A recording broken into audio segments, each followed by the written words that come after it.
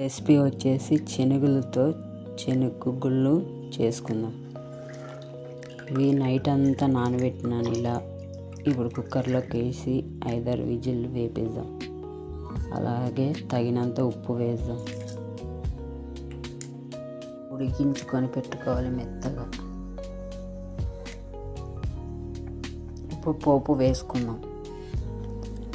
ముందుగా కుక్కర్ పెట్టుకొని దాంట్లోనే తగినంత ఆయిల్ వేసుకుందాం. ఆయిల్ వేడెక్కాక వెల్లుల్లిపాయలు వేసుకుందాం. అలాగే పోపు దినుసులు వేసుకుందాం. ఆవాలు, జీలకర్ర, ఎండుమిర్చి ఇలా వేగాక ఇప్పుడు ఆనియన్ వేసుకుందాం. ఆనియన్ బాగా మగ్గాక ఇప్పుడు ఒక టమాటో వేసుకుందాం. ఇలా ఉడికి పెట్టుకున్న శనగగుగ్గుల్లో మీకు తగినంత కారం వేసుకోండి. 1 స్పూన్ కారం, కొంచెంగా పసుపు వేసి వీటిని బాగా మిక్స్ చేసుకున్నాం.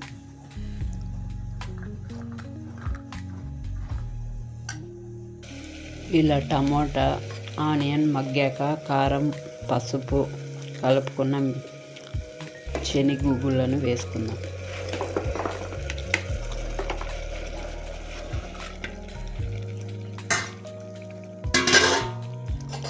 ఇప్పుడు బాగా కలుపుకోవాలి. ఇలా మగ్గాక కొంచెంగా 1 స్పూన్ ధనియాల పౌడరు, కొంచెంగా ఉప్పు ఉడికించుకునేటప్పుడు వేసినాను కాబట్టి కొంచెమే వేస్తున్నాను. ఉప్పు సరిపోలేదు కాబట్టి. అలాగే కొత్తిమీర. వీటిని శనగగుగ్గుళ్ళు అంటారు మా సైడు. వీటిని వచ్చేసి రోటీలోకి, చపాతీలోకి మా సైడ్ చాలా చాలా ఇష్టంగా తింటారు. హెల్త్కి చాలా మంచిది.